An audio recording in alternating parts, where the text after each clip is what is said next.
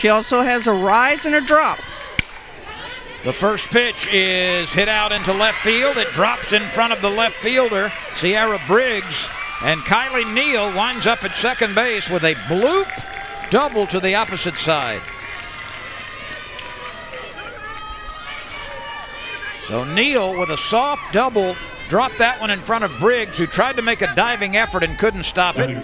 And here's the way the Louisiana Tech lineup looks. There's only a couple of 300 hitters. Gonzalez at 310, Diaz at 314. Everybody else is in that mid-200 range. Gorsuch feels her position, gets it over to Coffey for the out. Tech playing some station-to-station softball here, trying to get this run in early in the first inning. And, you know, a pitcher's job is to not allow the hit also, and big curveball pitchers are sometimes easy to bunt. Here's Zoe Hicks, the center fielder, hitting .279. This is her 24th start. Gorsuch misses a little bit downstairs. The game started on the first pitch when Neal dropped a soft double in front of Briggs in left field. Her diving try did not come up successful, and the ball rolled beyond her, allowing Neal to get to second base. A bunt has put a Texter at third, and now it's Zoe Hicks looking for her 8th RBI of the season. This is not a club, Louisiana Tech, that has scored a lot of runs. They only hit .254 as a team. Outfield straight away, and normal depth. The wind is blowing in from center field and occasionally from center field over to left field, and it is gusting. With partly cloudy skies, there you get a look at all of those flags in center field. They are whipping out toward left center right now. Sometimes they'll shift a little bit more toward the third base dugout. That's snagged by the shortstop, Taylor Pleasance. That looked like it was going to be a gapper and an easy run for Louisiana Tech, but Pleasance stretches that long frame and makes the catch. You see that changeup on the outside corner, but it's good to have a 6-foot shortstop. She's got that long wingspan that just robbed Tech of a run, no question. A couple of feet to either side, and Louisiana Tech would have a 1-0 lead. Neal remains at third with 2 outs. Gorsuch whips one by Amanda Gonzalez. Gonzalez is one of the better hitters for Louisiana Tech at 310. 1 home run. She has driven in 7.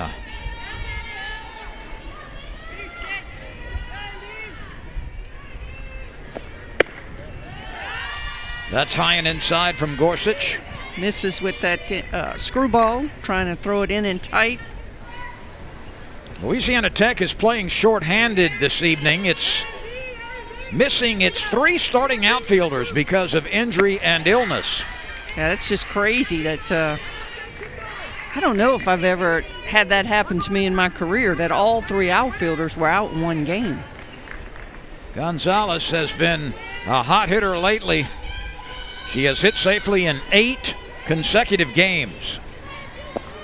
The 2-1 pitch bounced to the right side. Coffey's got it, makes the throw over to first base for the out. And so a lead double by Neal does not damage LSU. Louisiana Tech failed to score after getting a runner to third, and we will move on to the bottom of the first.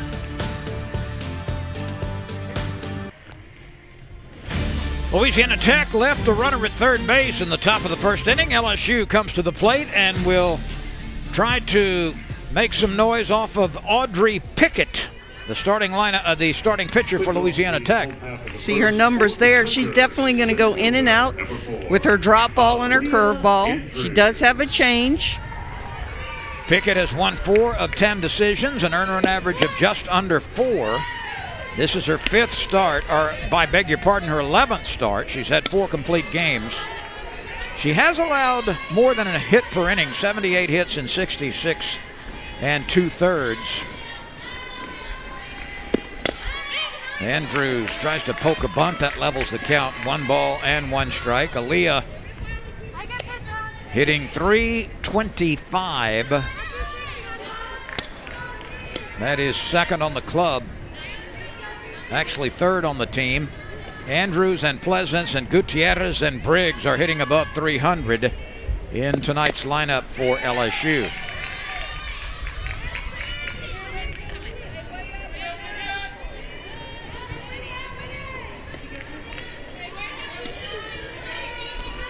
Louisiana Tech has won 13. It's dropped 14. It got off to a slow start, but it's won 8 of its last 11 and opened the Conference USA weekend, first weekend of play, with 3 come-from-behind victories against the University of Texas San Antonio. Lynn, they scored 11 runs in their final at-bats in the 3 wins over UTA. Wow. That's getting it done in the 7th inning, isn't it? That's saying 2 outs, so what?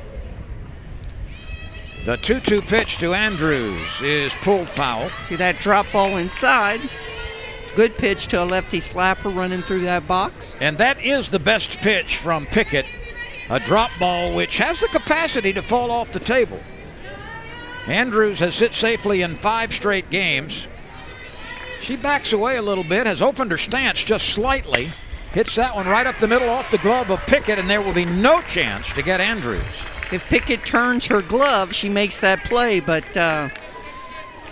couldn't glove it cleanly with that glove position. See here, if she turns the glove over,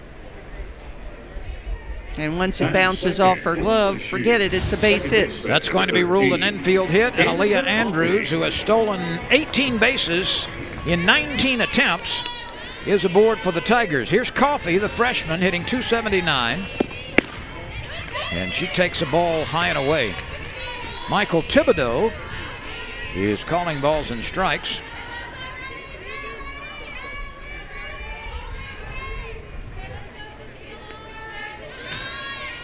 Coffey has really kind of solidified her position there at second base with her bat.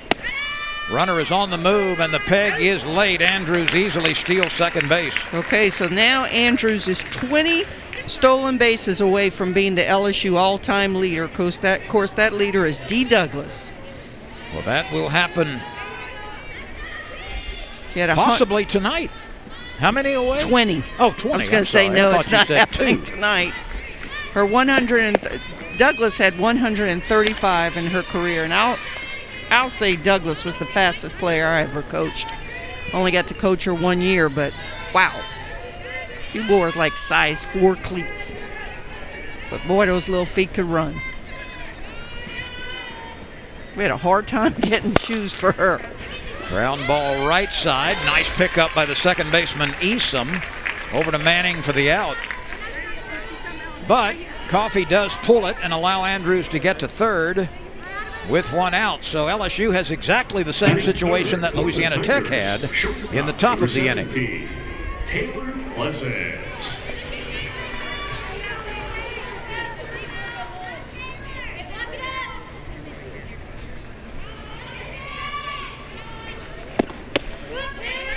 Taylor Pleasance was the heroine on Friday night.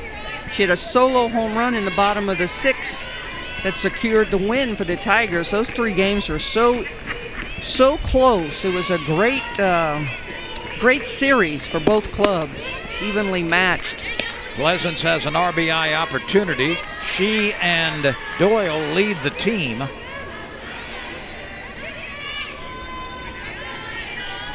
Andrews would score on just about any ball on the infield. That's a changeup and a nice one. Good looking changeup on the outside corner. The look and the feel of that pitch froze Pleasance, and to boot, it was a strike.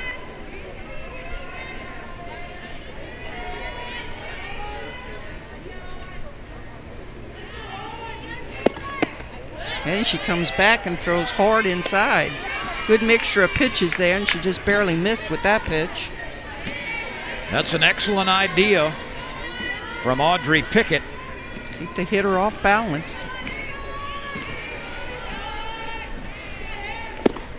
Ground ball to the shortstop. Plays coming home, and the throw is errant. It's up the first base line. Had that been on target, it would have been a very, very close play. But the throw was on the first base side of the dish, and Andrews scores.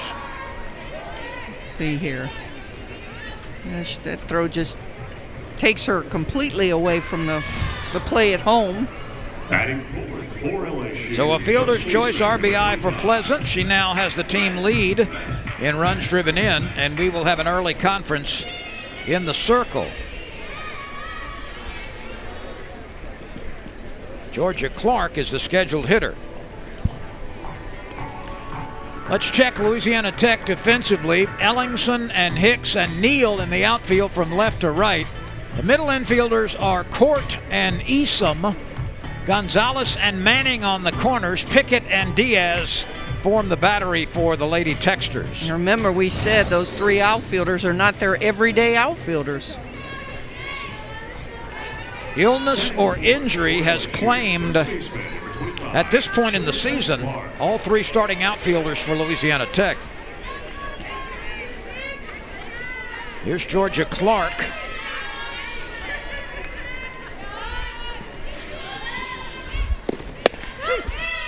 And a quick strike over the outside edge at the letters.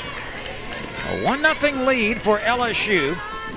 On an infield hit by Andrews, she stole second base. She moved up on a ground ball by Coffey and scored on a ground ball by Pleasance.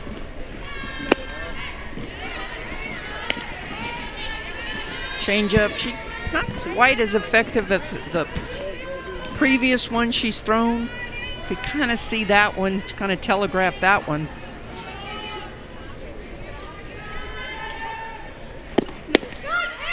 Just off the mark. Trying to stay away from Clark, and you're right, just off the mark. Pickett thought that was a strike. She gave a long look to the plate umpire after the right hand was not raised. Pickett to the plate. That's a little bit low and away. When she's missing, she's not missing by much. She just needs to make small adjustments here, because you're right, she's barely missing. Pickett is a graduate. She graduated in February. To third, to second, to first. Well done. 5, 4, 3. A double play. Gonzalez, Esom, and Manning turn it over. So Louisiana Tech minimizes the damage. It gets out of a hot spot here with this one hopper to third. Taylor to made second for 1, to first for 2. Well done by the Lady Techsters, but the Tigers have a 1-0 lead.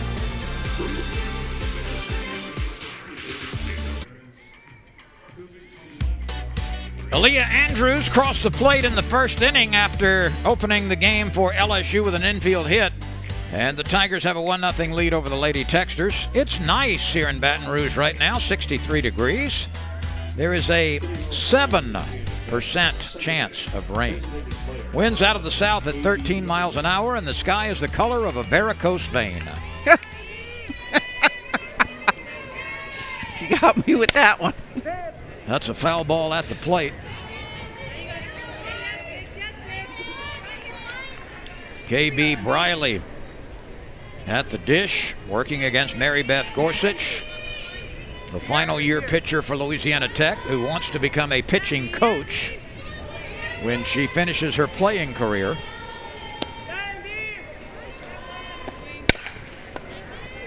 Pleasance uncorks the throw to first base, and Briley is retired, short to first.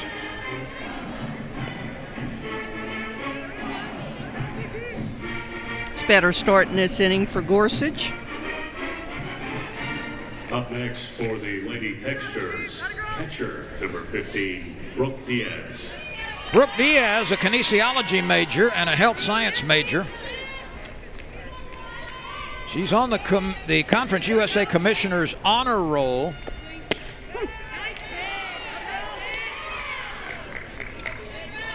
She hit a 3-run home run in the 7th of Tech's 8-4 win over UTSA Friday. That was part of that last inning heroics we talked about. Yep.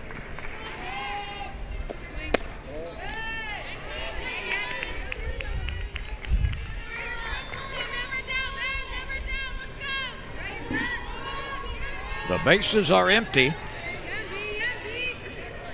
LSU has a 1-0 lead as we play in the top of the second. Diaz closes the open stance, watches that one sail upstairs. I'll just say it right now, Lynn. It sure is good to be back in the booth with you. Yeah, thank you. I was thinking exactly the same thing. It's been a while. We got one.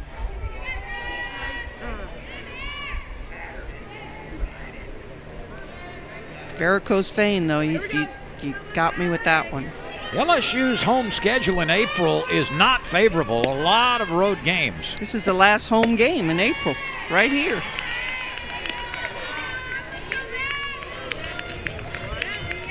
So we'll see you again in May. We'll check LSU's schedule later. Also, we'll take a look at what's happening for the Lady Techsters.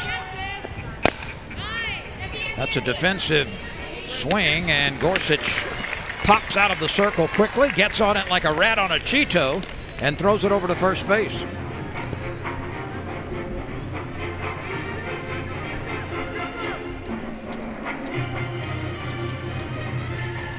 Here's Tristan Court, the shortstop. We have a defensive change. Gutierrez Now batting for has replaced Georgia Clark at first base, and I think this was prearranged, don't you? Yes. So we're going to need to check the right fielder as well. Looks like Well, Briggs, I believe, has gone to right field, and Stewart is the new left fielder. So Briggs moves from left field to right field, and a liner to center field, drops in front of Aaliyah Andrews. A 2-out knock by Tristan Court, the shortstop. I think Beth Torina's still looking to try and find some offense in this lineup, and well, it's been spotty, like the pitching at times. LSU's offense has been as good as anybody's in the SEC. Same thing in the circle, but many other times it has gone the other way in both departments. There's a knock into left field. Stewart comes up with it quickly and holds Jordan Manning to a very sharp, loud single. That ball was tattooed. it was. Stewart, good job over there to head that ball off and keep it to a single. Hey, right here. Here we go. So Savannah Stewart Now batting for is the left fielder. Left fielder, number 16. Raylene Gutierrez moves to first base. And Sierra Briggs, who did start the game in left field, is now the right fielder. I'm not sure we've talked about Hayden Brown behind the dish. We've seen her one other time this year, and again, still trying to answer some question marks. Olivia Ellingson taps that one foul. Well, Hayden Brown is making only her second start behind the plate and appearing in her 5th game.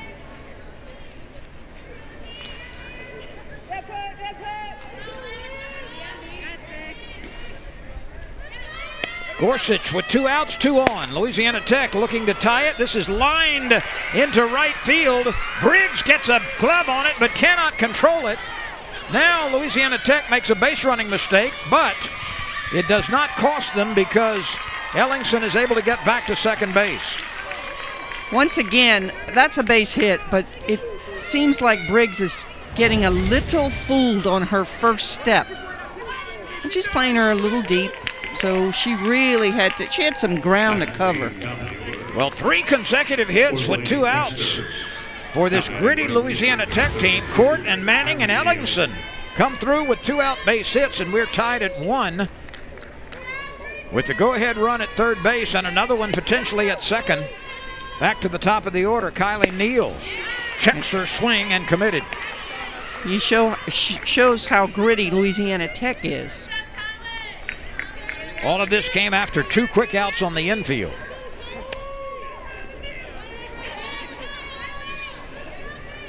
Four hits now for the Bulldogs off of Gorsuch, for the Lady Techsters.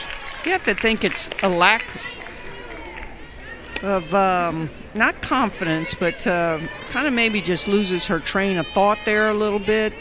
Gorsuch, she can be lights out, and then she'll give up some hits, and oh, she hit her. She yanks that one, and it plunks Neal, and the bases are loaded, and the LSU bullpen is busy right now.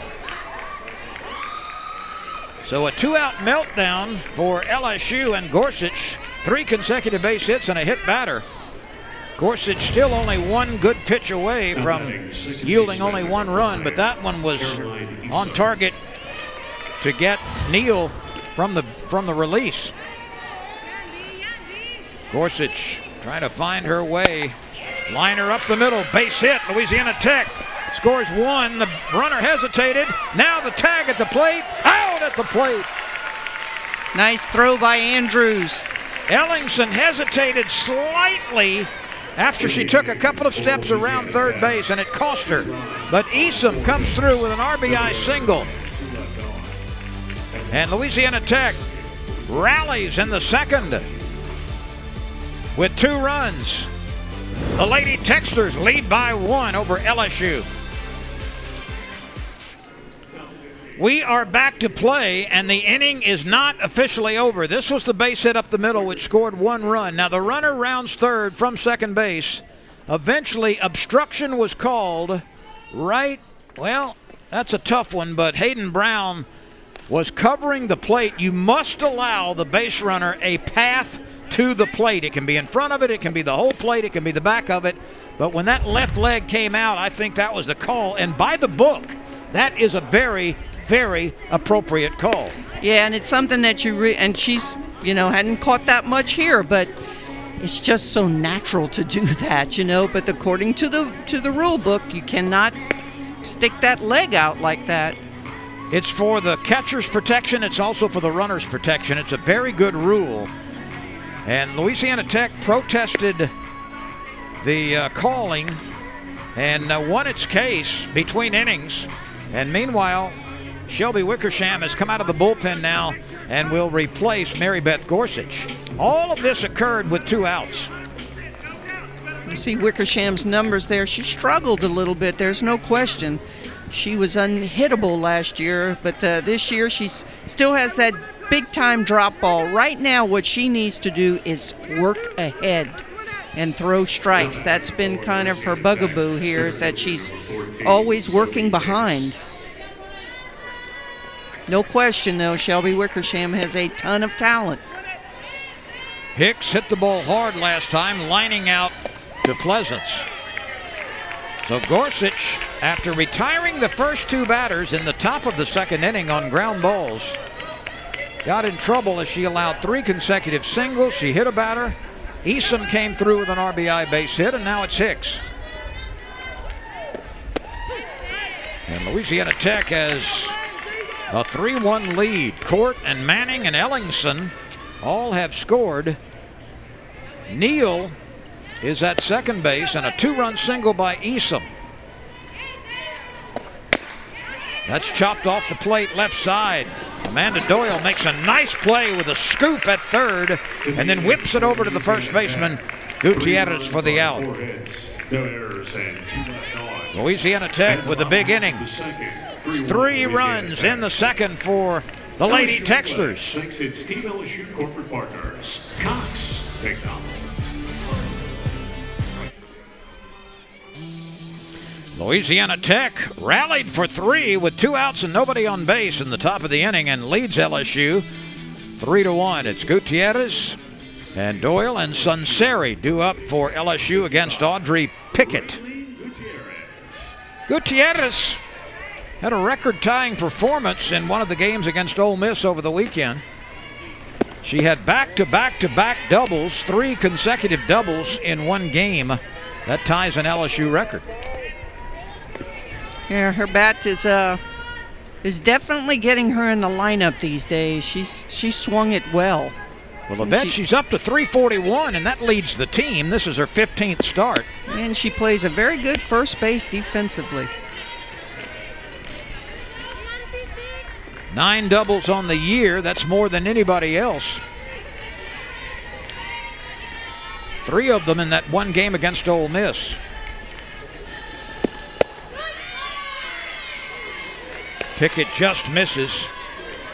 And I've said that about several of her slants. You're right. She is just barely off the plate out of the strike zone.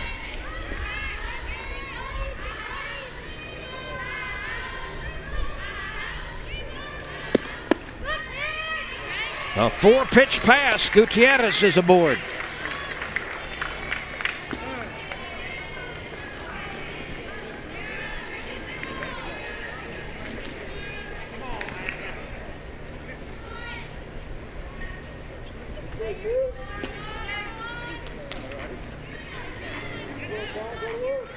Now batting for the Tigers, third baseman, number 22, Amanda Doyle. Here's Amanda Doyle. Amanda hitting .279. She's homered 7 times and driven in 27.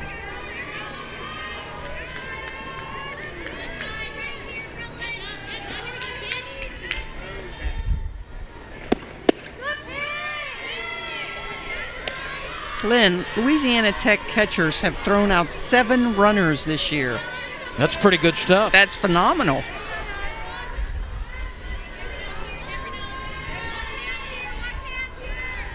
Of course, the Tigers already have a stolen base, but that was by Andrews.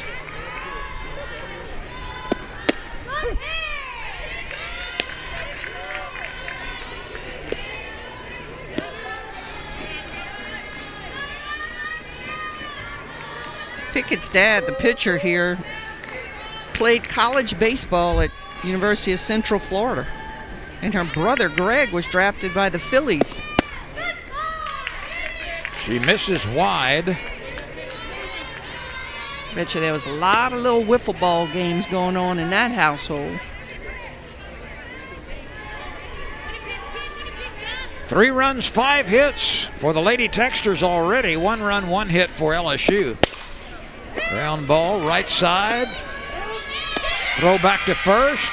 Double play, 4-6-3 this time. How about these Texters turning double plays? It was 5-4-3 in the first. This one is Esom, Court, and Manning turning it over sharply to take care of 2. Putting on a clinic here with double plays. You can go a month and not see 2 double plays. First one was, kind of tailor-made, hit so hard. Here's Shelby Sunseri, 6 homers. Her average has slipped to .221. An off-speed pitch dives in for a strike.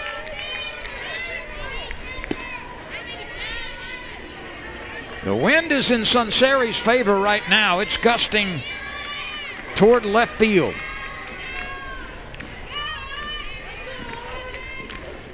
The 1-strike pitch misses away.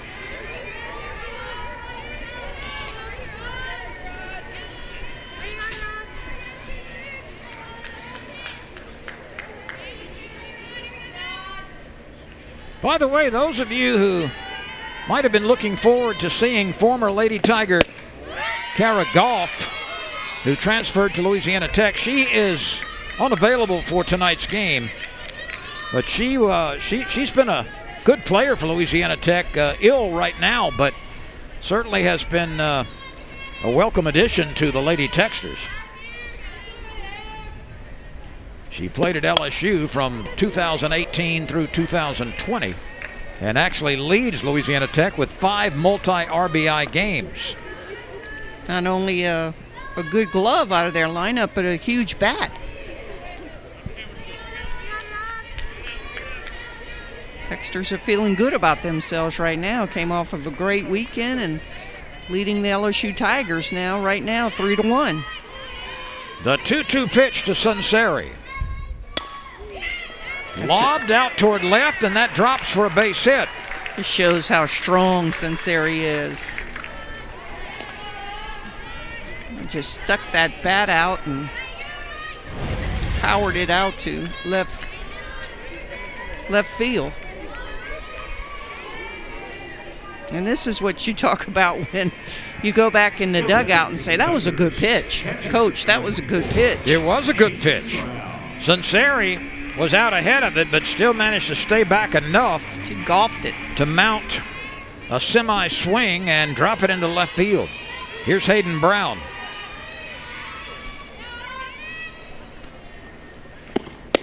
Brown making her second start. Just another note about Kara Goff. She has a connection to Louisiana Tech because her father, Greg Goff, was a former Louisiana Tech baseball coach who's now the Purdue baseball coach. So Kara certainly had an idea what Louisiana Tech was like. And more wiffle ball games like I'm talking about when you're just a little toddler.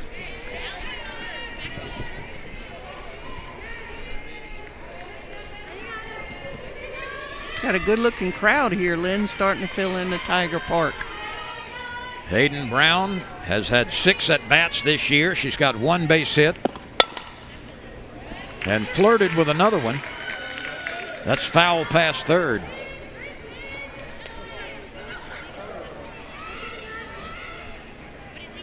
Tigers are counting on Hayden Brown's bat in the future for sure in this lineup. Power hitting young lady. After 2 were out in the top of the second, Court, Manning, and Ellingson singled. Neal was hit by a pitch, and Easom delivered a 2-run single. Might say the wheels fell off for LSU, and Tech was doing everything right there. And then consequently we had a pitching change. 2 balls, 2 strikes to the young catcher Hayden Brown. Kind of showed that change up. She reaches for one and lofts it out into center field where Zoe Hicks is waiting. And the inning is over. We go to the third with Louisiana Tech leading LSU 3-1 on the SEC ESPN network.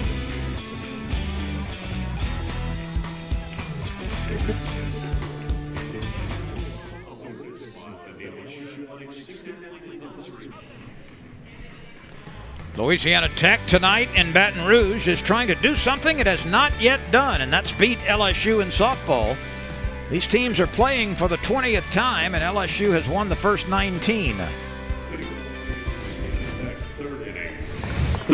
Right now, the Lady Texters have Gonzalez and Briley and Diaz to face Shelby Wickersham, who's in her first complete inning of relief. And Wickersham finds the inside part of the plate to Gonzalez. Gonzalez bounced out Coffey to Clark in the first inning. She's hit safely in 8 straight games, and she is hit on the lead leg with that pitch by Wickersham. There have been a lot of base runners for the Lady Texters early. Kind of mentioned this when Wickersham came in. Her first pitch was just absolutely beautiful. And then this next pitch just gets away from her and kind of been the epitome of her season this year. KB Briley comes out. First pitch swinging, lobs one into right center field, and a very nice backpedaling catch made by Danica Coffey. She was the only one who had a chance, and she made the play. You saw Andrew steaming in, but as you said, that's Coffey's ball if anybody's going to catch it, and she did. So 1 out for the Lady Texters as Brooke Diaz comes to the plate. Brooke Diaz.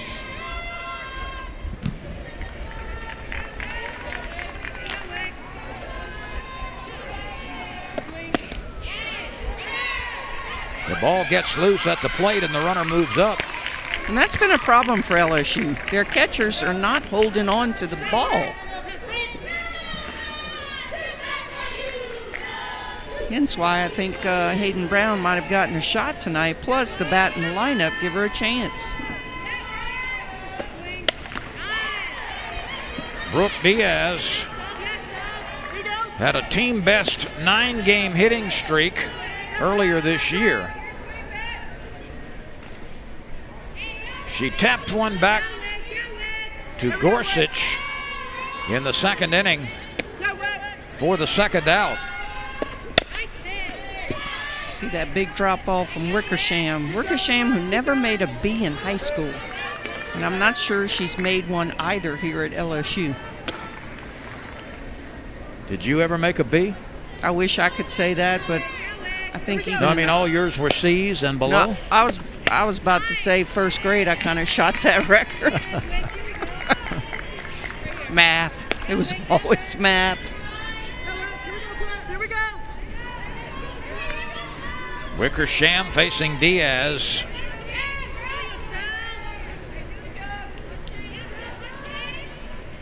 The 0-2 pitch hit right back to the circle. The underhanded toss over to Gutierrez for the out.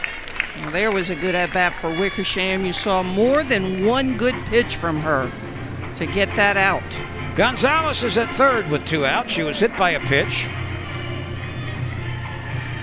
And now, with 2 gone, she is 60 feet away. Tristan Court comes up. Court got it all started with 2 outs and nobody on base in the second with a base hit. She'll close that open stance when the pitch is delivered. First pitch swinging. Coffey's got the spinner, gets it over to first base. And Wickersham leaves a runner at third. Louisiana Tech threatens, but cannot score in the third inning. The Lady Techsters 3, LSU 1.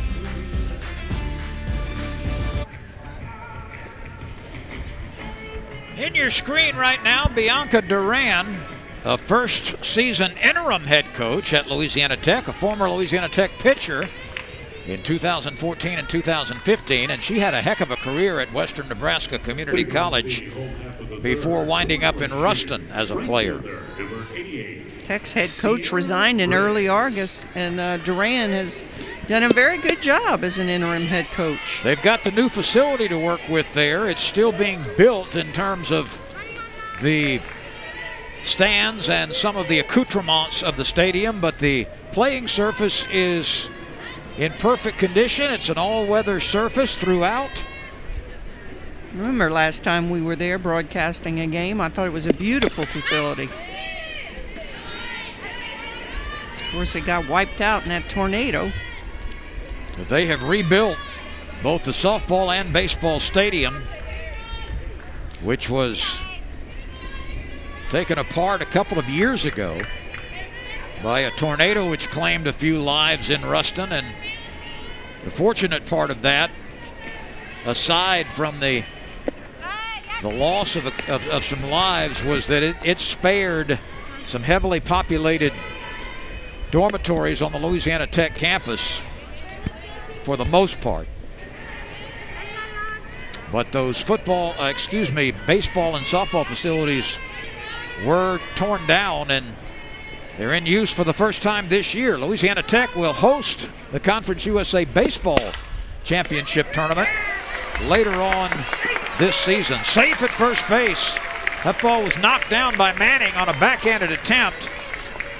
That ball was hit hard, and Manning almost recovered, but see how hard this ball is, and it just kind of pops out. Tries to make a recovery, but not in time. Briggs runs well and just beat it out. Spinnerbait is safe at first base on an infield hit. And here is Andrews, who had an infield hit and scored in the first. Briggs is on the way, a very late throw. And Briggs has a stolen base. Yeah, and there was no question she was going to be safe. You're right. I don't know if Diaz didn't. Yeah, she's too busy framing the pitch and kind of forgot about the runner.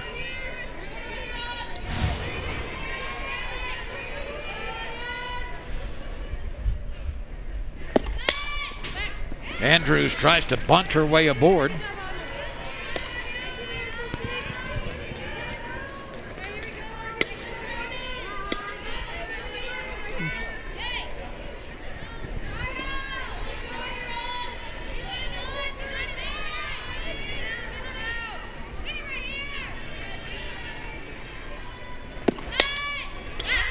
That one spins toward the left side, foul.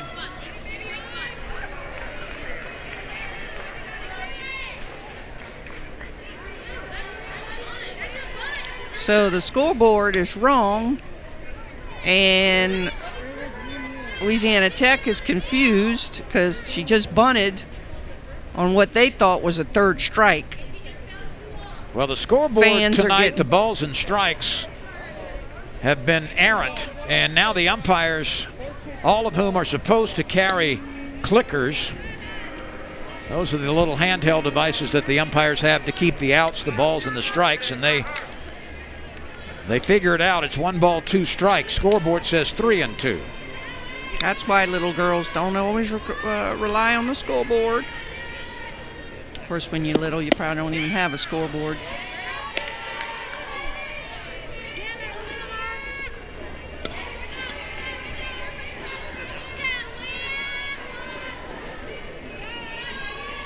LSU is down 3-1. A 3-spot in the second inning with 2 outs and nobody on base, and a rally for 3 by the Lady Texters. Safe at first base.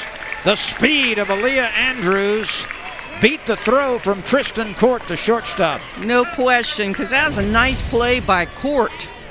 You see that this ball, and she does a good job of not letting Briggs bother her, but no question.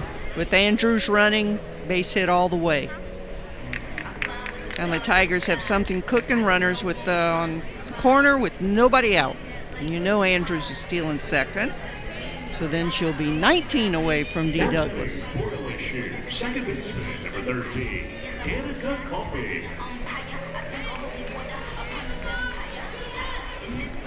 Well, if Andrews is to get the all-time stolen base record, she's certainly going to have to be active in the second half of the season. That she is. She kind of went on a little lull of... There she goes. The throw is cut off by the second baseman between the circle and the mound. Or the circle and the base, and that's stolen base number 2 in this game, number 20 on the year for Andrews. And now 19 away from the record. Coffey bounced out to her counterpart at second base last time. The infield has pursed in toward the plate. And the pitch hit sharply up the middle. This will score 2. Andrews now being waved around after a bobble. They've got Coffey hung up. Nobody's covering back at first base.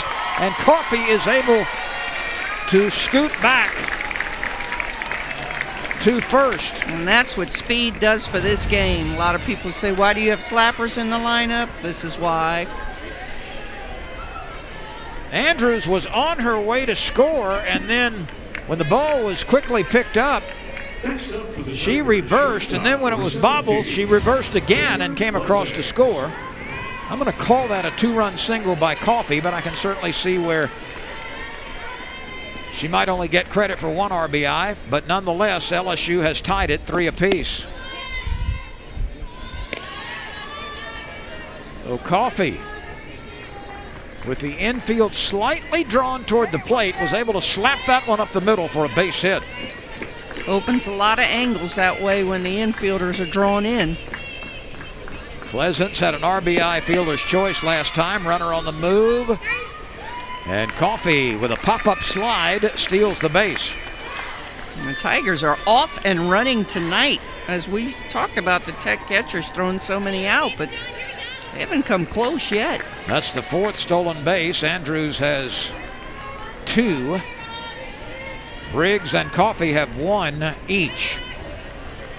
All 4 of those are capable of stealing against just about anybody in the country.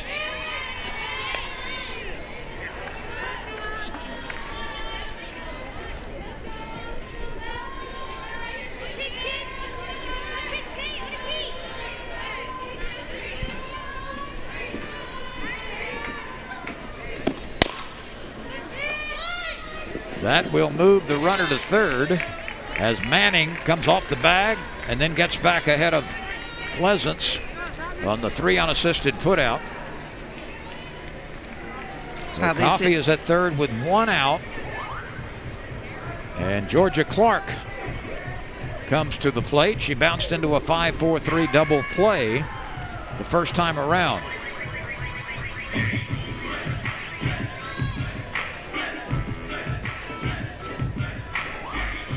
She's re-entering. Re-entering the bat for the Tigers, number 25, Georgia Clark. LSU is 21-12 on the season, 6-6 in Southeastern Conference play. And a quick strike to Georgia Clark from Audrey Pickett.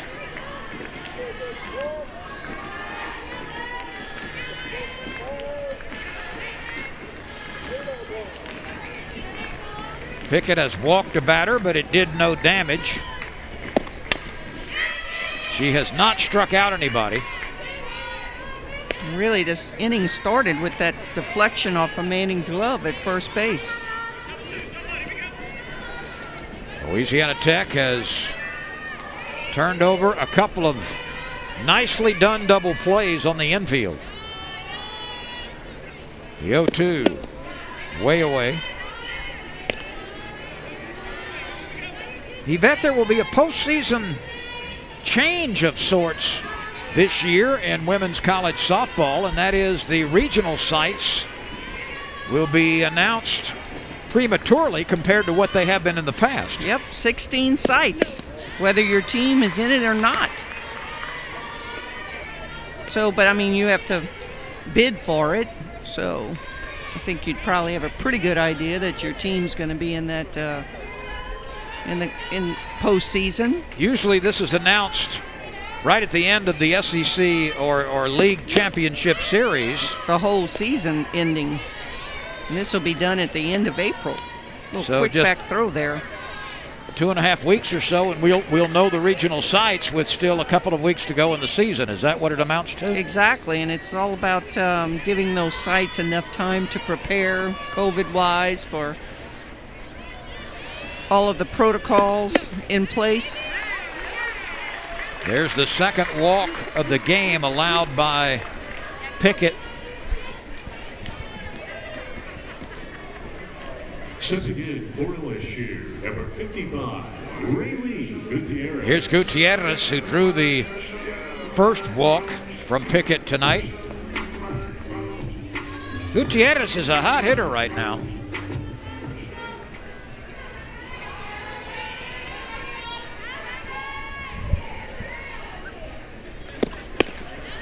Ball one. Coming up big in primetime situations, knocking in RBIs. And she leads the team at 341.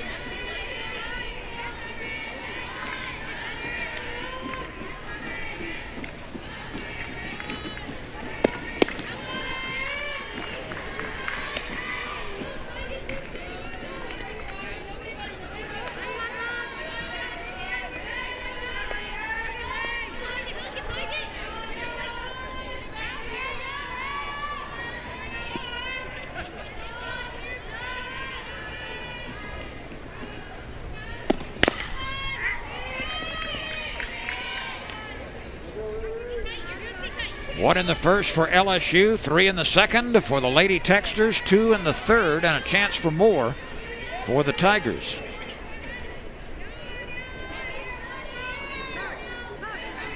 Do it again, Coach, do it again. I didn't catch the signals.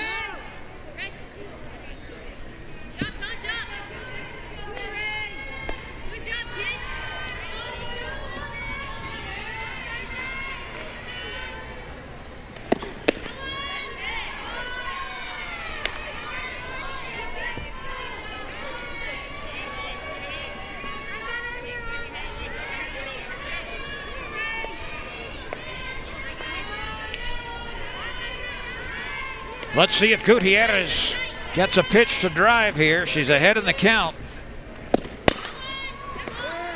That is a foul ball. It hit Gutierrez in the batter's box.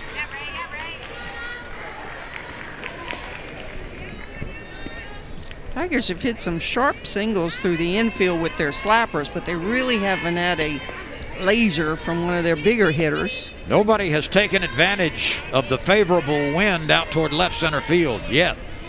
3 runs, 5 hits for the Lady Techsters. 3 runs, 4 hits for the Tigers. Nice pitch. Indeed it was.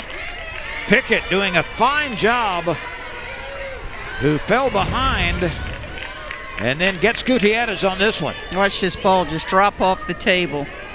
That is her first strikeout, and it comes at a very good time. Number 22, Amanda Doyle. Here's Doyle, who bounced into a 4-6-3 double play last time.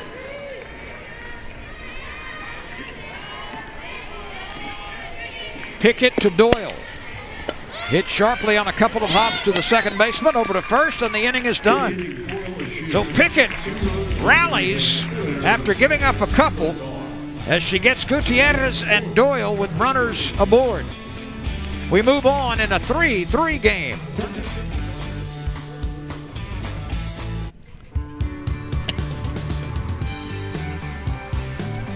Each team has 3 runs, 5 hits.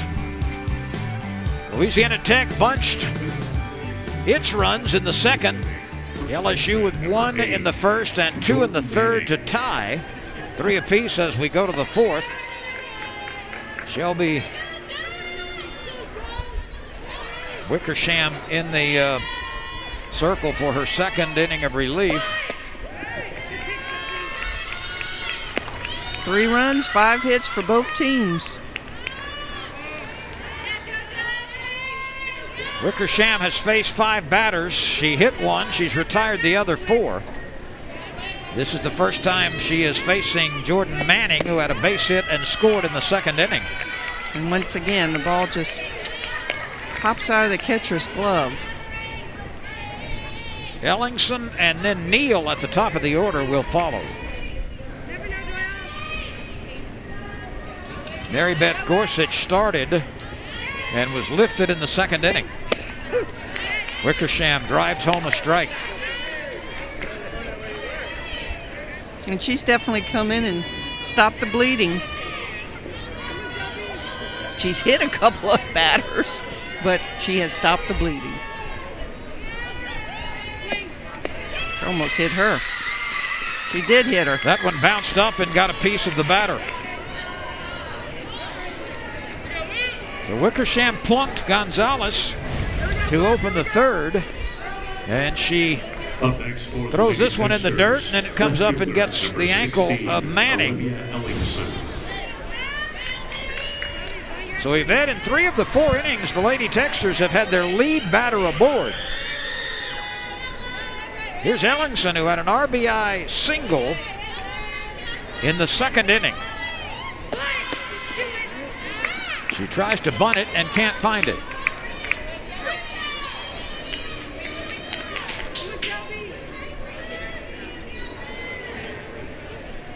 Texters don't run that much. They only had 31 stolen bases coming into the game.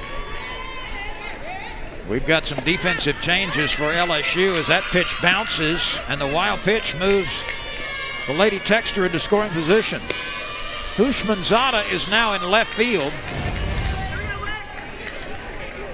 And Georgia Clark has returned to first base.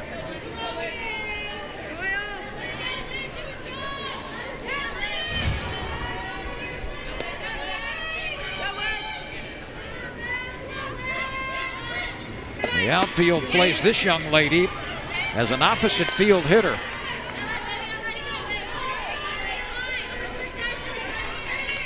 There's Carrington Hushmanzada, the left fielder, and she is not far from the left field line. In fact, you can see the stripe on the fence there in the left field corner.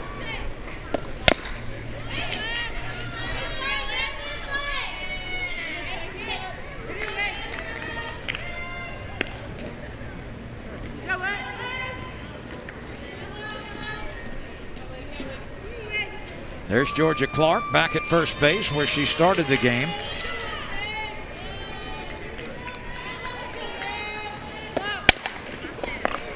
Pleasance quickly gets rid of it to first base.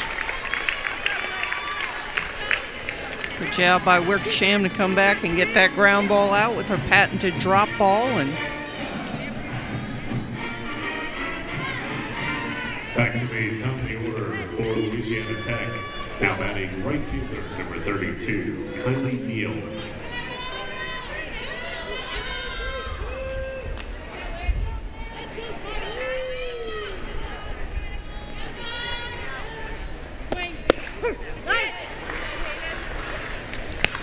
Neal was a transfer from UL in Lafayette. Her dad played baseball at Louisiana Tech. She's been good at the top of the order. She has doubled and been hit by a pitch.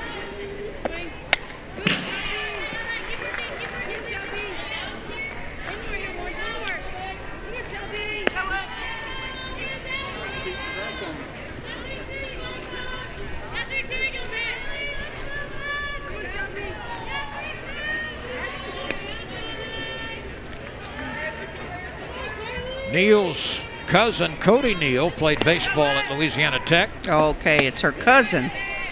Whew, I was trying to figure it out. I thought I said her dad. And then I saw 2012 to 13. Cody Neal played baseball in 2012 and 2013. This young lady wants to be a sports journalism reporter.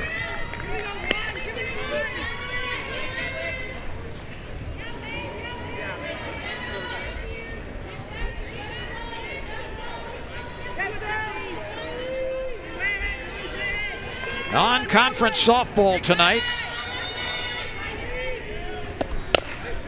Conference USA and the SEC represented here in Baton Rouge.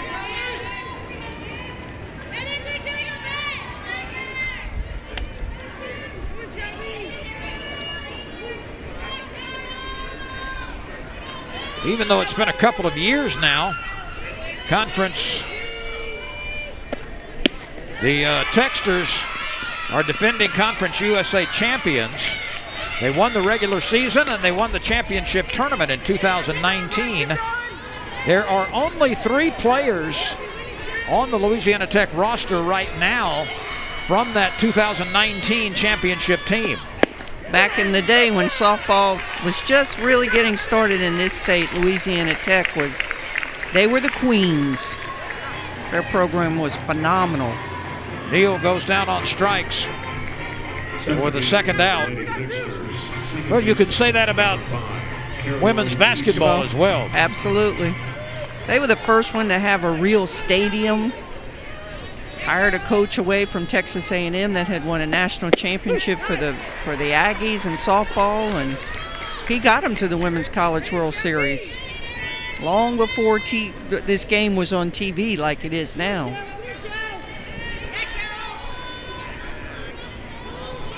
Wickersham works ahead to Easom. Coffey wants this one, started back, but now comes forward on the infield and makes the play. So a hit batter, but the next 3 were retired, and we move on to the bottom of the 4th. Louisiana Tech 3, LSU 3. Well, earlier we talked about the dearth of home games here for the Tigers in April. Look at this upcoming schedule. Everything on the road now through the first weekend in May. At Missouri, at McNeese, at North Carolina State, at Kentucky, and at Arkansas. No, we're here for Arkansas, right? Yeah, here for Arkansas. So all of April is away now for the rest of the month for LSU. Yvette, we've talked about this before, but you saw that North Carolina State series in the mid part of April. That's the off weekend that all SEC teams have. I really wish the league would use that weekend and play a conference team. And that would give, 27 conference games instead of 24. But I wish that would happen. I mean, this is such a good league. It is. And I think most teams use that weekend, and they do play a quality opponent. But I just wish the SEC would use that weekend, which is off right now, and it rotates depending on the team. When it originally was scheduled like that, teams actually did take the off weekend and not play, but not anymore.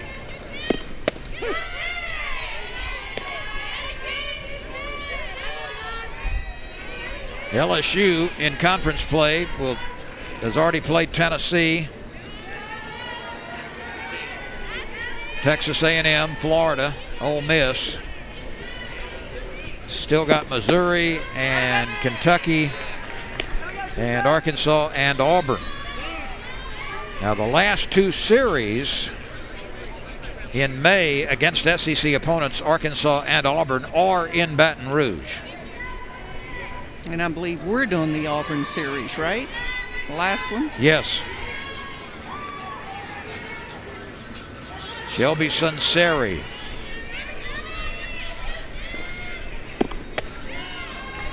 Draws a base on balls.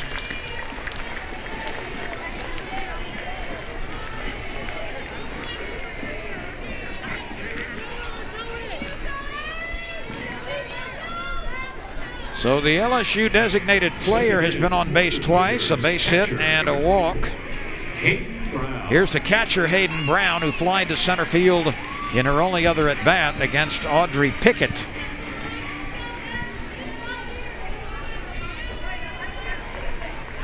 Well, just like Louisiana Tech, LSU has applied pressure early in most innings. A base hit by Andrews to open the game, a walk to Gutierrez to open the second inning. The third inning started with an infield hit from Briggs, and now the fourth inning, Sunseri draws a walk. And Sunseri is usually pinch ran for, but she looks like she's staying at first base and going to run for herself. That's just under the glove of Pickett. The throw to first base is still in time as Hayden Brown is retired. And the plate umpire is saying something. I think he's saying obstruction. Catcher obstruction, I think. Maybe she caught the bat. Bat hit the catcher's glove because everybody's safe.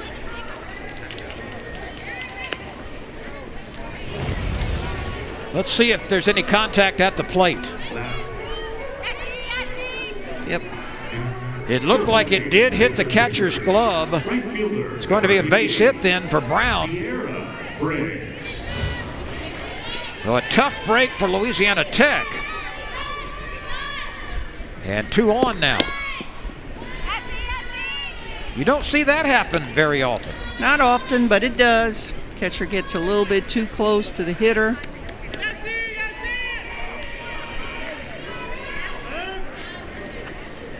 Conference in the circle here. I'm sure we have, yeah, the bullpen looks like it's coming out.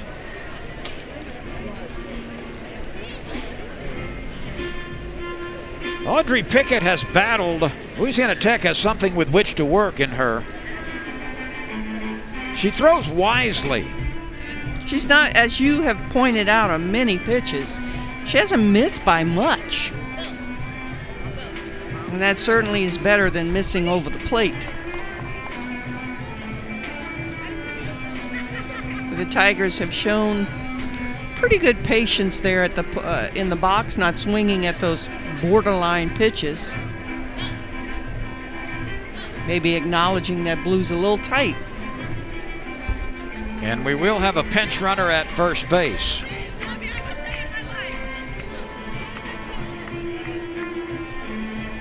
Morgan Cummins is going to pinch run, and we could see her stay in the game behind the plate.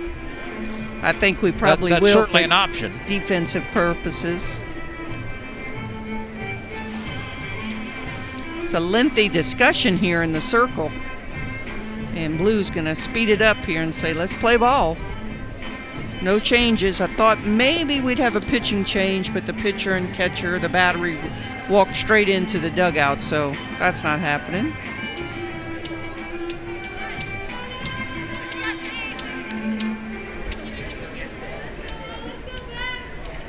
So Sunseri is at second. Cummins is the pinch runner for Brown at first. And Briggs, who had an infield hit last time and scored a run, is at the plate. She's now hit safely in 4 consecutive games. Steve right. Every time LSU approaches the finish line against Pickett, Audrey Pickett makes a nice pitch. Well, that was a great one there. Needs more than one, though, to finish this at bat. There's another one. Same location. You know, I hear fans talking about, this pitch was called a strike. The same one was, there are no 2 pitches alike. They're like snowflakes. None of them are ever identical. Spoken by a man that Well, I did umpire a while. I was just about to say, couldn't get it out fast enough. Well, Sierra Briggs goes down after taking 2 strikes and then swinging over one.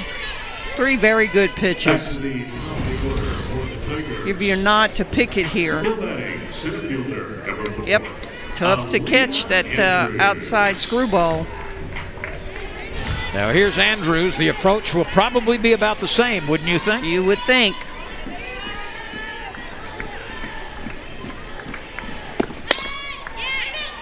That's a foul ball as it trickles off to the left side. Not quite as good as the pitch before, but she still gets a foul ball out of it. Andrews has had 2 infield hits. She has scored twice. We play in a 3-3 tie in the bottom of the 4th. Andrews is hitting .414 with runners in scoring position, and that's best on the team. She uses that split grip and slices one foul into the net. Might they come inside here? Down and in.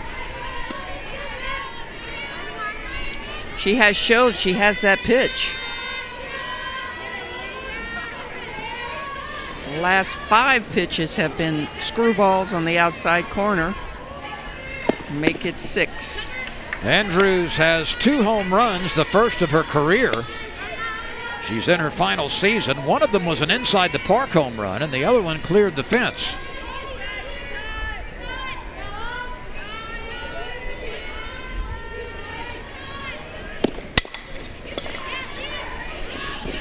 A close play at third, but it's made in time. Gonzalez thought against throwing it across the diamond and was able to reverse course and get the force out at third. Foot race to the bag, and sometimes the third baseman doesn't win this. This is close. But the out was recorded at third. Sunseri is put out there. Cummins is the runner at second. Andrews behind her at first. Coffey takes one outside. 3 left-handed hitters in a row here. In Briggs and Andrews and Coffey.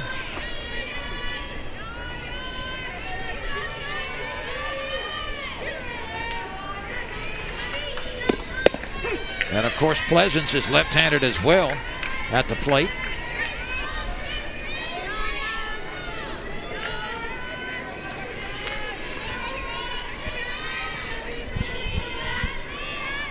Coffey has grounded to her counterpart at second base and also has a 2-run single.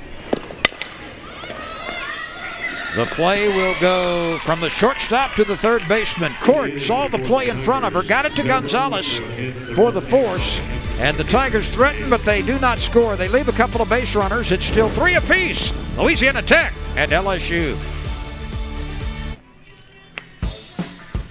That's one of Yvette Girard's favorite sights at the ballpark. Youngsters out enjoying women's college softball. And as Yvette, you often say that those could be the next Lady Tigers or Lady Texters or whatever the case may be. But they're out in force this evening enjoying it. And that's what that berm was made for. Hall of Fame coach Yvette Girard, Lynn Rollins with you. Thank you for deciding to spend some time with us this evening. You may be watching in a sports bar. You may be watching at home on your mobile devices of all kinds. Perhaps at an airport waiting area. And we thank you for making this Louisiana Tech LSU softball game part of your evening. 3 runs, 5 hits for both teams. All of Louisiana Tech's runs came in the third. LSU got 1 in the first and 2 in the third. 3 in the second for Louisiana Tech. And we play in the 5th right now. Shelby Sunseri has thrown mostly strikes since she has come into the ball game. Or I should say Wickersham. Wickersham with 29 pitches coming into this inning. 23 of those were strikes. That's almost 80%. And that's what I talked about, that she has got to get ahead in the count and finish the at-bat. But right now, Hicks, who is 0 for 2, is ahead in the count. Cummins is catching. She has replaced Hayden Brown. So a quick base on balls by Wickersham. That's the first she has allowed.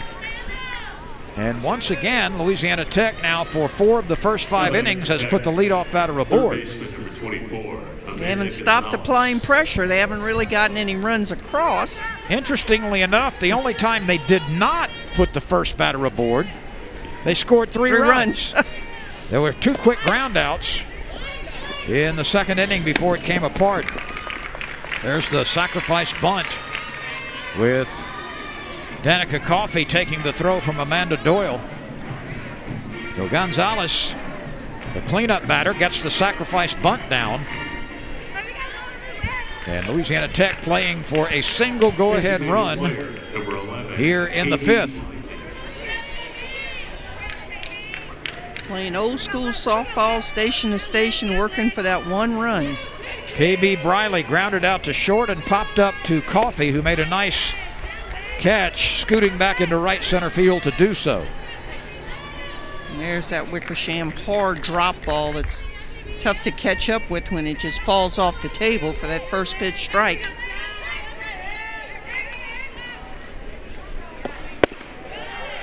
That's a mitt popper, but it misses. Misses inside, and we've seen her throw that pitch in and out.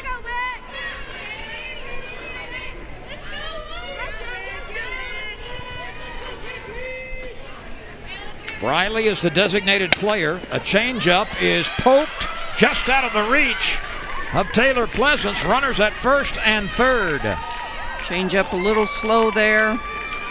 Hitter recognized it, kept her hands back, and had just enough to poke this ball out. So Briley made the adjustment as she recognized the off-speed pitch. And here comes Beth Torina. That's Briley's first hit tonight, but she leads Louisiana Tech in multi-hit games. She's coming off a 4-hit performance over the weekend against UTSA. We're going to have a change. Allie Kilponen is coming out of the bullpen. So Beth Torina twice has summoned relievers. This time it's Allie Kilponen, and we will return in a moment. Louisiana Tech 3, LSU 3. The visitors are threatening. More out of Highlands Ranch, Colorado, replaces Shelby Wickersham. Kilponen inherits runners on the corners with 1 out in a 3-3 game. She's 7-4 with a 1.63 ERA, 56 innings, 61 strikeouts. Her control has been good. And Kilponen making her 18th, or rather, yes, 18th appearance of the season. And she's been great in relief. She'll come in and throw as hard as she can, and as you see, she likes to be up in the zone. She'll throw an inside screwball that really, look at a lot of squeeze play here that works. It sure does work. That ball only rolled about 5 feet away from the plate, but the squeeze bunt results in an RBI. The fielder's choice puts Louisiana Tech in front. This one is well done. You got a pitching change because everybody may be asleep a little bit. Next up, shortstop number 29, Tristan Court. Good play by Doyle, but good slide around the tag. So that was Hicks who scored. Briley is at second. Diaz with the sacrifice bunt and a fielder's choice and an RBI, and Louisiana Tech for the second time has a lead in this game over LSU. Executed perfectly. This is Court now, who has singled and grounded out to the second baseman. Louisiana Tech looking to do something it has never done, and that is beat LSU in softball. The Lady Texters are 0-19, but right now leading in the 5th. And we were right about Cummings staying in the game as the catcher. Gutierrez back in at first. See that big sweeping curveball from Kilponen, but it's on the outside corner.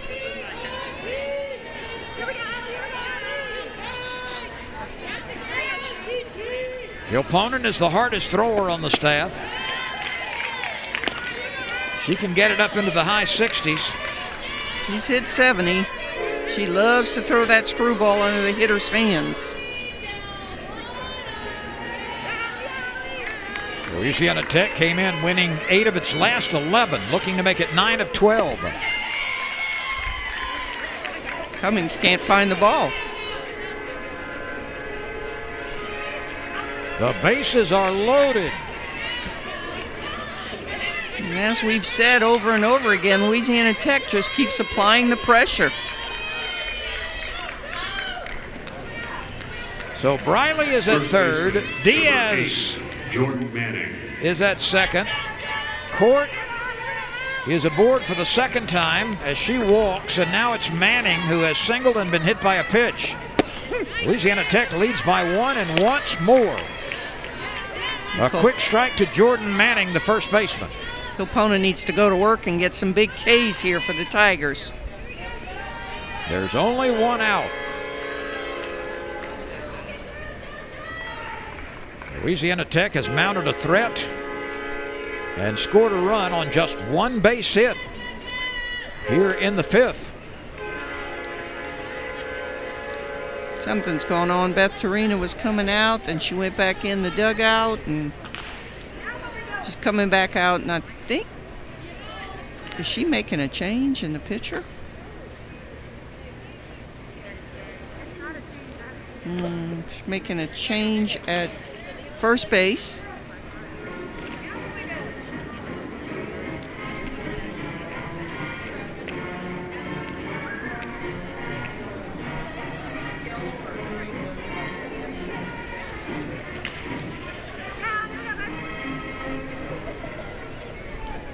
Clark is going to come back in and play first base. Just keeps interchanging Gutierrez and Clark. 25, Georgia Clark back in at first for the Tigers.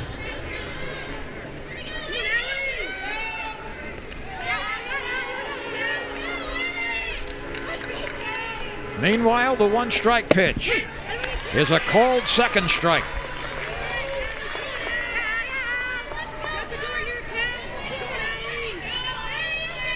The opponent needs to hit her spots, but just rear back and throw this puppy. One out, the bases are loaded. Swing and a miss on some heat. And that's what she just did.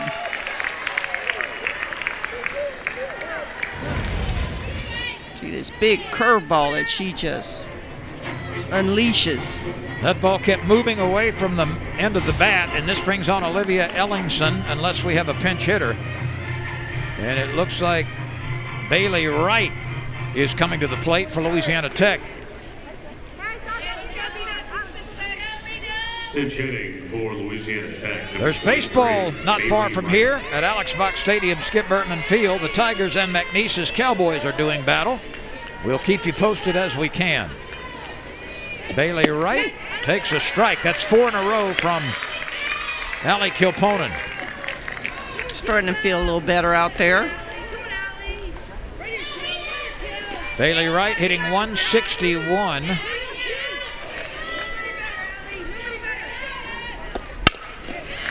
And sends a soft liner to the shortstop Pleasance, who makes the catch for the out. The bases are left loaded, but on this squeeze bunt, Brooke Diaz gets it down. Louisiana Tech crosses the plate. And the Lady Techsters have a 4-3 lead over LSU in the 5th.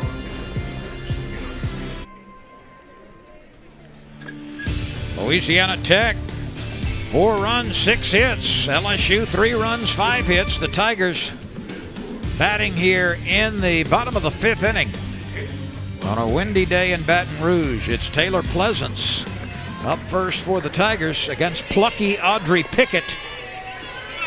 She has pitched with zeal.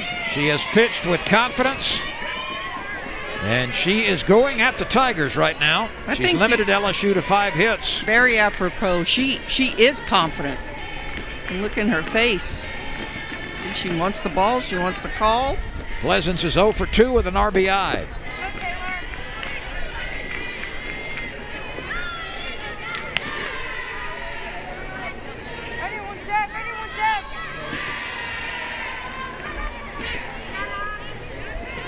LSU has been outscored 4-3 and out-hit 6-5. That's off speed and off the mark.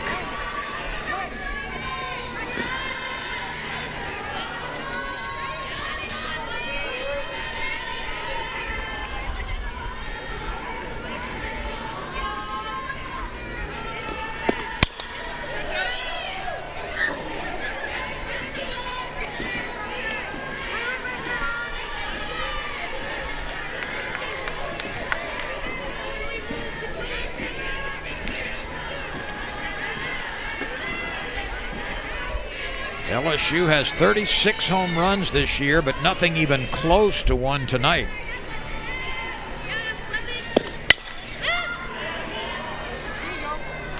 That's a foul ball on the dirt on the left side.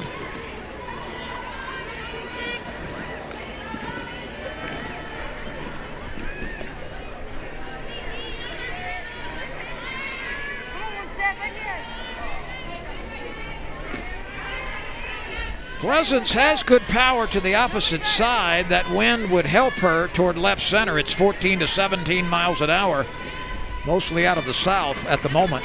Nobody's really squared up a ball like that in this game.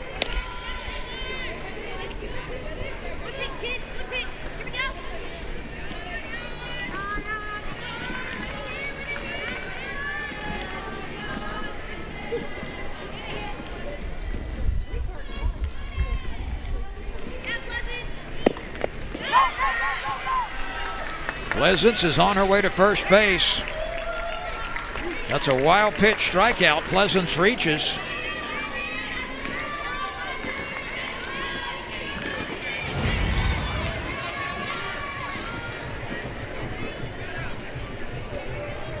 That ball looked like it skipped right off the plate.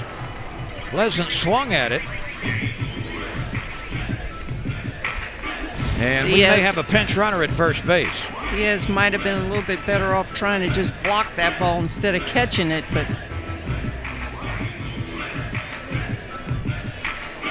we thought at first maybe she'd fouled it. Anna Jones is the pinch runner at first. Anna Jones. Now batting for LSU, first baseman, number 25, Georgia Clark. Well, here's Georgia Clark. She has bounced into a double play and walked.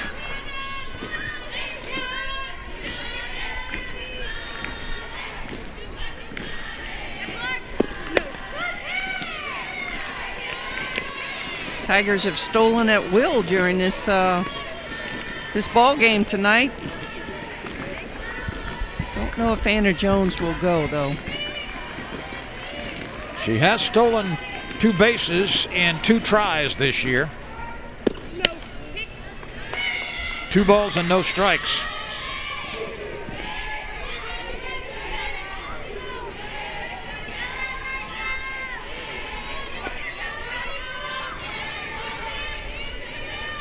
The outfield is deep and straight away.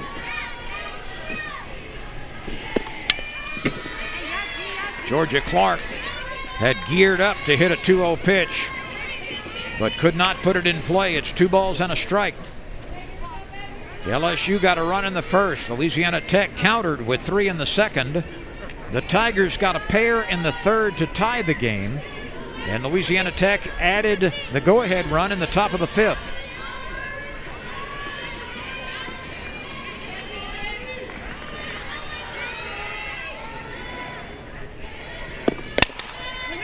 Another double play ball here. The second for 1 over to first. Double play. The third of the game turned on the Tech infield. We have another catcher's obstruction. Oh my goodness, what a tough break for the Lady Texters. I thought I heard it from up here. That's twice that Brooke Diaz has interfered with a swing. Now the umpires are going to get together and discuss what each of them may have seen.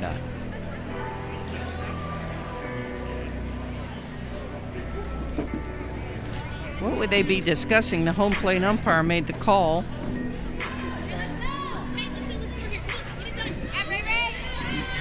and there was no objection coming from Tech's dugout. We have a couple of looks at this. I thought I heard it from here. Yeah, you could see the contact there. It almost knocked the glove off. Yeah, she's just too close. So that takes away a double play, and you can see Georgia Clark saying, hey, there was contact with bat and glove.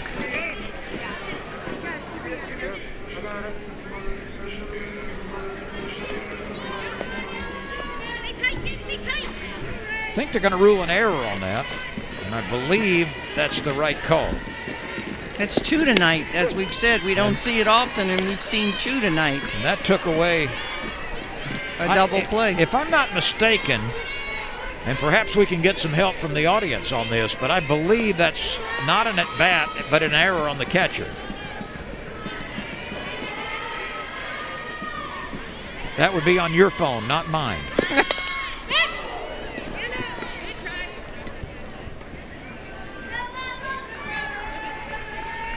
We'll do some checking.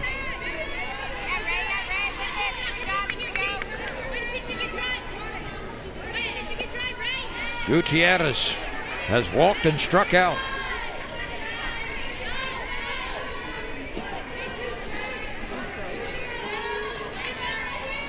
Without that interference at the plate, there would be 2 outs and nobody on base. Instead, LSU is trying to tie or take the lead.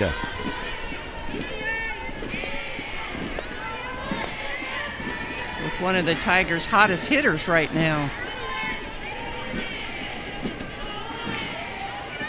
She starts with an open stance and will close it with the delivery. Ground ball under the glove. Second baseman steps, turns, throws to first. Double play. That one stands. That would have been the 4th of the game. Actually, it couldn't have occurred, of course, if the 3rd one would have stood. But man, oh man, has this Tech infield been really good. Getting 2 outs on 1 pitch. This is the 3rd time it's happened. Second baseman steps on the bag, throws it to first base where Manning is waiting. An Eason to Manning double play. I'll tell you what, Louisiana Tech's infield looks like a bunch of little spinner baits out there. They're just covering some ground and making some plays. Doyle, first pitch swinging. Backhanded stab in the circle. Louisiana Tech walks the tightrope in the bottom of the 5th, but LSU cannot score. We move on. 4-3, Lady Techsters.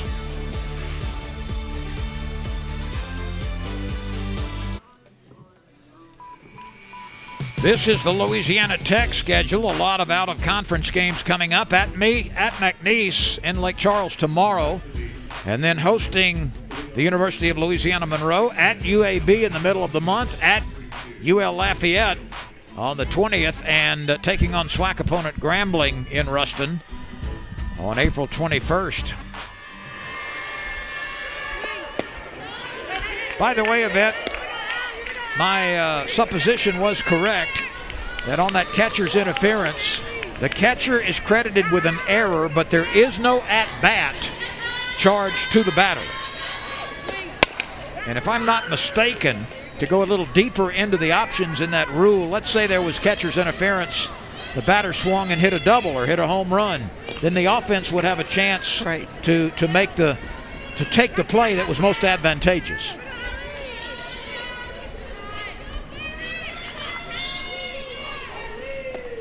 Neal sends this one to the right side, and another stretching catch made by Danica Coffey.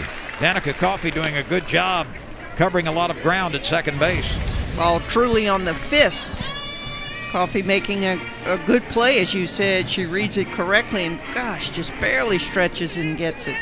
Up next for the Lady Techsters, second baseman number 5, Caroline Eason. Here's Eason. She has a sacrifice bunt, a 2-run single, and popped it up to Coffey last time.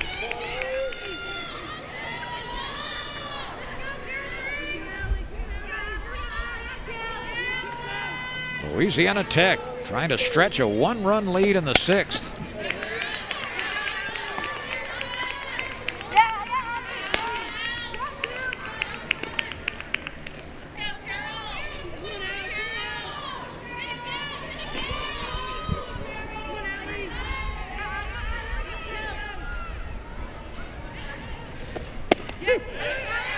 These two teams were to have played in Baton Rouge much earlier in the season. It was postponed because of weather until today's date. And right now, Louisiana Tech making the most of it with a 4-3 lead over LSU. Eason swings and sends a shallow fly ball to center field. Andrews waits for it to come down, and there's the second out.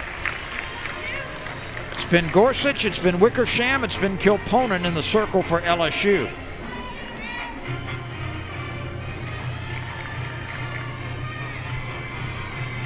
Gorsuch gave up 4 hits and 3 runs, all of the trouble coming with 2 outs and nobody on base in the third. Wickersham pitched well early and then got into a little problem in the 5th inning when the leading run came in to score for Louisiana Tech, and Hicks is hit by that offering. Yeah, it's going to leave a little mark because unless she got the Evo shield and was protected, let's see where she gets hit. Oh, no. That's going to leave a little mark as hard as Kilponen throws. Third baseman, number 24, Amanda Gonzalez. Here's the third baseman and the cleanup hitter, Amanda Gonzalez. She is grounded out to second. She was hit by a pitch, and she had a sacrifice bunt in the 5th, which helped contribute to the scoring. See that big inside curveball from Kilponen. You see the break on that pitch. 2 outs, a runner at first. Another quick strike. And comes back with that devastating screwball.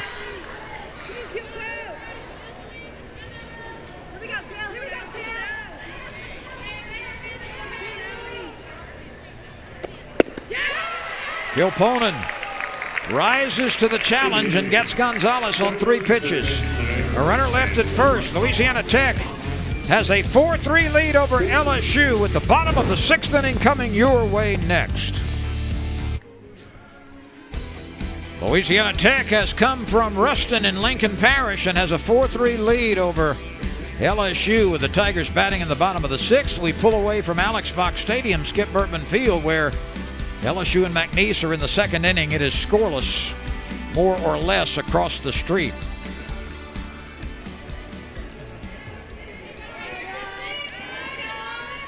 Well, the palm trees that surround this ballpark, which were covered in ice and snow for several days, several weeks ago. They're struggling. And stunted. They're struggling, but I see a little green, but I'm a little concerned. All it takes is just a little. It may be a few more weeks before new growth appears.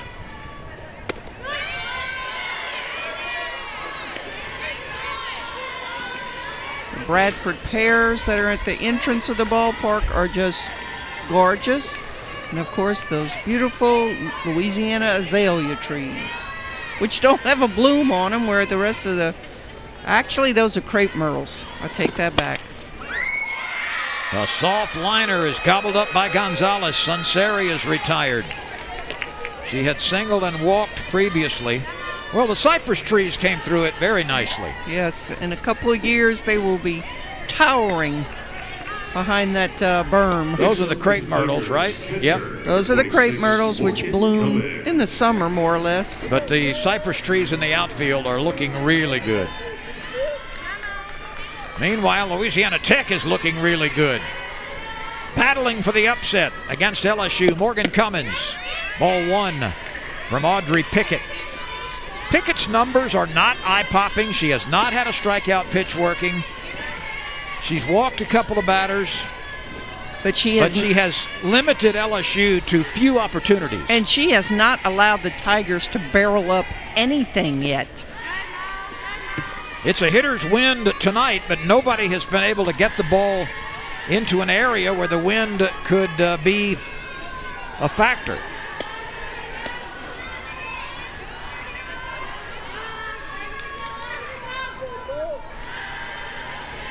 And Yvette, when you look at this LSU team, it's a bit puzzling sometimes to see the potential of this club offensively, and yet it's a team in the bottom half of the SEC in team batting average. No question. Looked so good last year and just looked like a different ball club here this year. Still just trying to find their groove.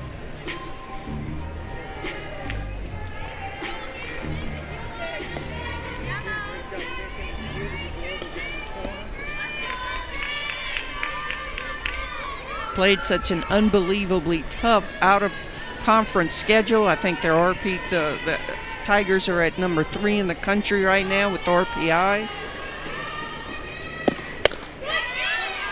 Wow. I was going to say, what is wrong with that pitch? Nothing was wrong with it. I think the umpire just got locked up for a second. That happens every once in a while. You mean to call strike and raise your hand, but took him a while. Some reason it just doesn't happen. And that is a good pitch. Yeah, it looked like exactly what happened. I always used to say I swallowed my gum. Who's going to argue with that, right? Exactly. You're always quick thinking there, Mr. Rollins. Well, a base runner for LSU, and this brings on Briggs. I've got Pickett for 3 walks. I will double check. Make it 4 now. 3 passes in a 1-run game can be very costly. Let's see what Briggs does. She's 1 for 2. Her hitting streak is 4 straight games, and she takes a high strike. Oh, wow.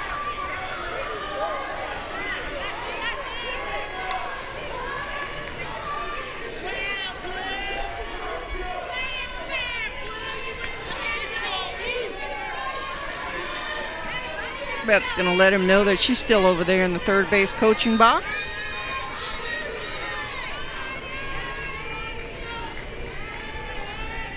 Audrey Pickett to the plate. Briggs lines it over the shortstop's glove. That's her second base hit. She went the other way and punched it out of the reach of Tristan Court. Well, the Tigers have the top of the lineup here to do some damage. 1 run down. Here's Andrews, who has 2 infield hits, and she reached on a fielder's choice. She has scored 2 of LSU's 3 runs. Andrews has hit safely now in 6 consecutive games. That's the longest current streak for the Tigers, and Pickett pushes through a strike.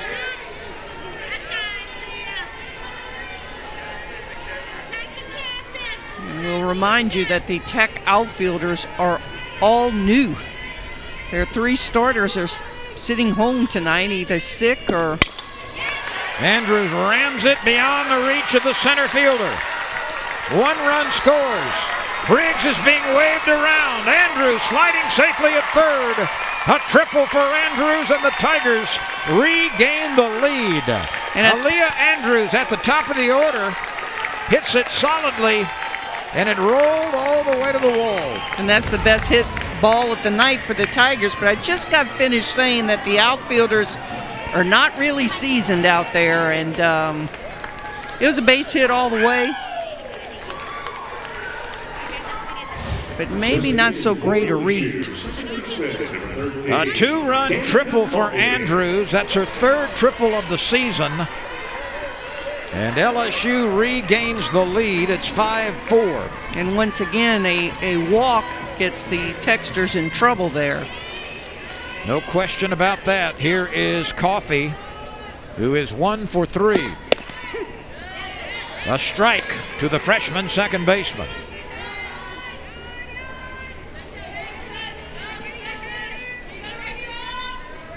Briley and Diaz and Court are scheduled to hit in the 7th for Louisiana Tech. Good.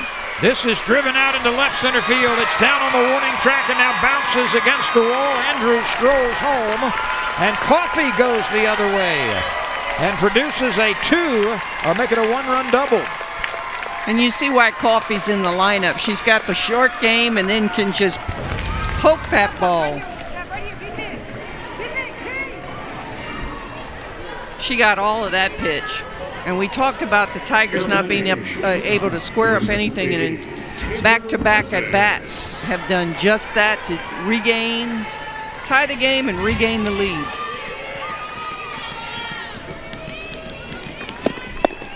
Andrews and Coffey with back-to-back extra base hits. A 2-run triple for Andrews and a run-scoring double by Coffey on the deepest hit ball of the day. Here's Pleasance, who is 0 for 3. Easom makes the play at first base for the second out. This Louisiana Tech team has battled and battled. It's been like rasp on glass. But right now, a 3 spot in the 6th has overcome a 1-run lead for Louisiana Tech. It's 6-4 LSU. They made 3 errors, but they've made some tremendous defensive plays. 3 double plays, and of course catcher interferences. That's hurt them a couple of times. Yep. Plus those 3 double plays have been superbly turned. They actually turned 4, but one of them was taken away by the catcher's interference. Georgia Clark has hit into a double play and walked.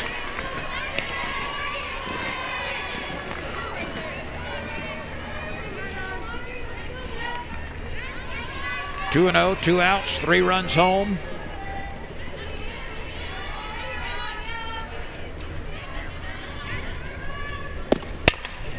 A liner to center and grabbed out there by Zoe Hicks. One of the big blows of the inning was Aaliyah Andrews with this 2-run triple. As she smacks it beyond the reach of the center fielder, Andrews plates a pair and winds up at third. We go to the 7th. LSU leading Louisiana Tech.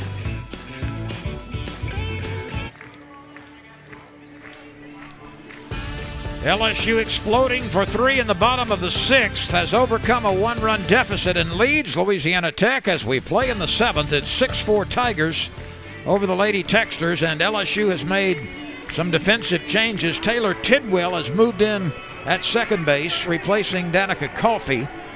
Taryn Antoine is out in right field, and Sierra Briggs, who was in right field, has moved to left field. So it's Briggs and Antoine in left and right field respectively, and Taylor Tidwell at second base.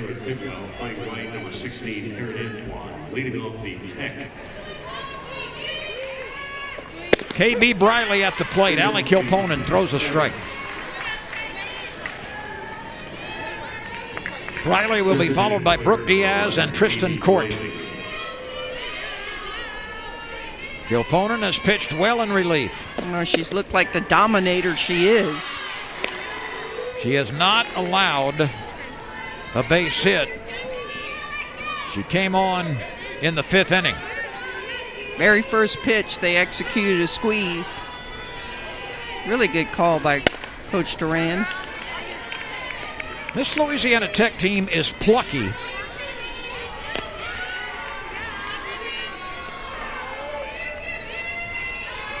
There are the Lady Texters. They've won 8 of the last 11. Never beaten the Tigers. This is game number 20 between these teams. Morgan Cummins makes the catch.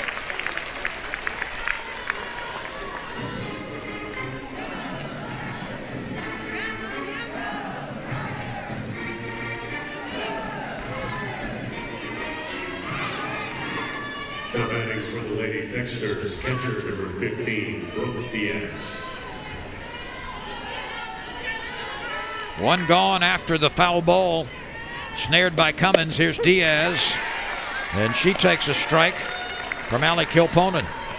Well, Kilponen now in 2 innings of relief has shut out Tech with a couple of strikeouts. There has been a walk and a hit batter. Kilponen unleashes a very good pitch. Diaz was able to get the very tip of the bat on it. I don't think we've seen a changeup from Kilponen yet, have we? Just come in and throwing BBs. LSU has taken a 1-0 lead over McNeese on a Giovanni DiGiacomo RBI double. He's been out of the lineup for a long time, but back in it tonight against the Cowboys. LSU 1-0 over McNeese in the third.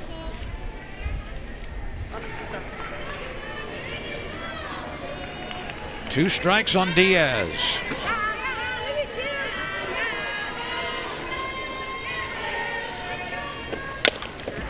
And she stays alive.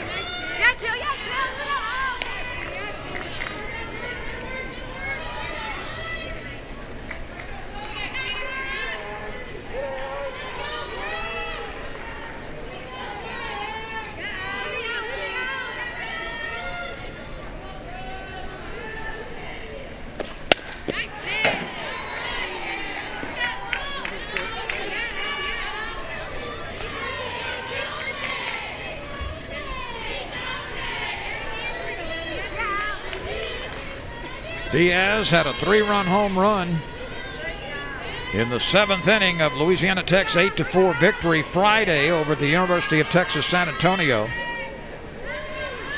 She's been a real workhorse behind the plate, but she goes down swinging on strikes. So Kilponen is 1 out away from a victory in relief. She is feeling it now. She's just letting loose. Number 29, Tristan Court.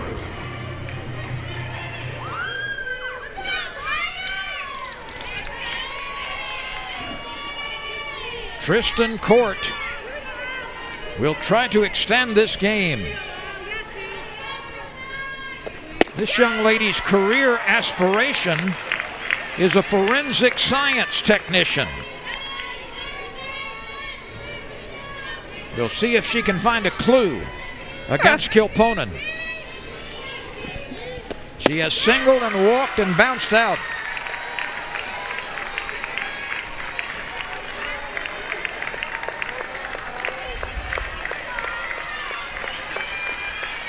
Not sure she knows where to look.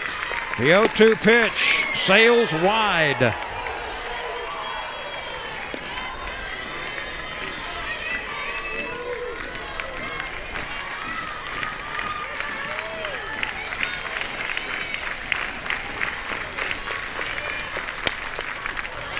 There will be no play on this.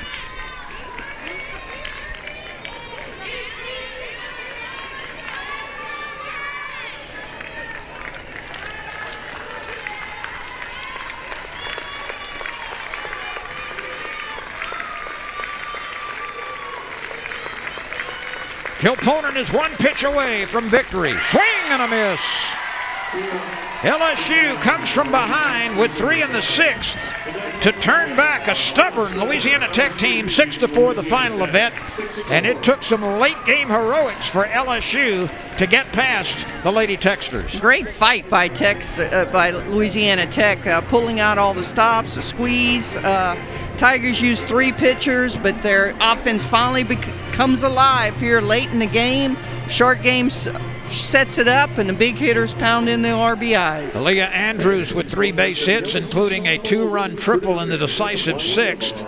And at the bottom of the order, Sierra Briggs chipped in with a couple of base hits as well. And Coffey played well defensively at second base and also had a 2-run single and a run-scoring double. So LSU had its hands full tonight, but gets it done